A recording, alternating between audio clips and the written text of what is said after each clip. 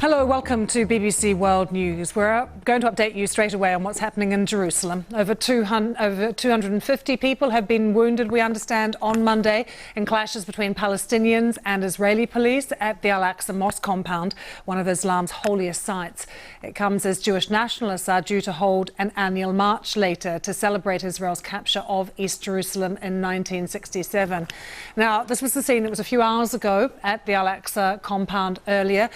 We've been looking at live pictures from there in the past few minutes. It's much calmer there right now. But this latest escalation in violence follows 3 nights of confrontations over the possible eviction of Palestinian families from their homes in occupied East Jerusalem.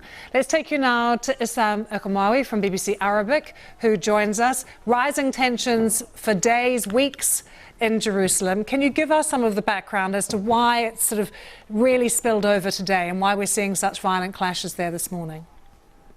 The clashes, Lucy, have been ongoing for the last few weeks since the beginning of, there's been an escalation since the beginning of the holy month of Ramadan, when the Israeli police decided to erect some barriers at Damascus Gate, which is the main entrance to the old city, to stop Palestinians from sitting on the plaza there. There's been clashes between the Israeli police and Palestinians. Also coincided with the Sheikh Jarrah issue when an Israeli court ruled that Israeli settlers could move into Palestinian houses, and eviction of Palestinian families started from the neighborhood. A great deal of solidarity has been seen throughout Jerusalem and within Israel itself. And what has happened? What has happened with that court case? Because there was due to be a decision today, and it's now been pushed forward. I think the security side of things have recommended that the ruling should be postponed for another month because of that rising tension in the city. So it's been put back for a month, but it hasn't gone away. It's still there, but they just changed the announcement today. And what is the feeling amongst Palestinians about the fact that this march this afternoon is being allowed to go ahead?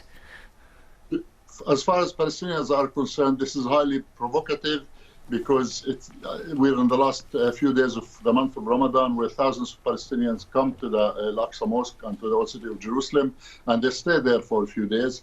The fact that the Israeli police is trying to clear the area to allow the Israeli activists to march through the old city streets, waving flags at them, is seen as a provocative step by the Israeli government, and obviously the Palestinians are against that kind of show of intimidation, as they call it. Is there an obvious measure that could be taken right now that could calm the situation down in Jerusalem?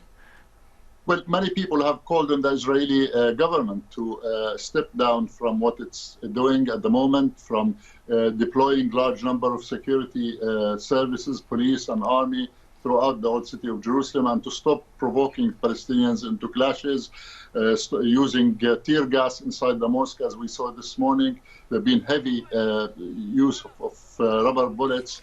A large number, hundreds of Palestinians have been injured and detained. So there have been many international calls for the Israelis to restrain their security forces from using that kind of violence. What has been the reaction from other and neighbouring Arab countries, many of which have done deals with Israel recently? We're seeing a different diplomatic relationship between many countries in the region with Israel now. How do they respond to what they see there today in Jerusalem?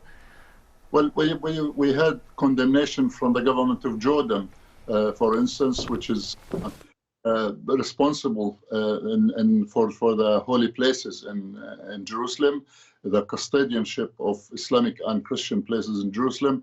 It condemned what's going on and called upon the Israeli government to de-escalate the situation. Other voices throughout the Arab world have called for the same thing. We also had voices from the United States and Europe calling on the Israeli authorities to de-escalate the situation and to stop further violence from going on. Issam, thanks very much for joining us with that analysis. Thank you.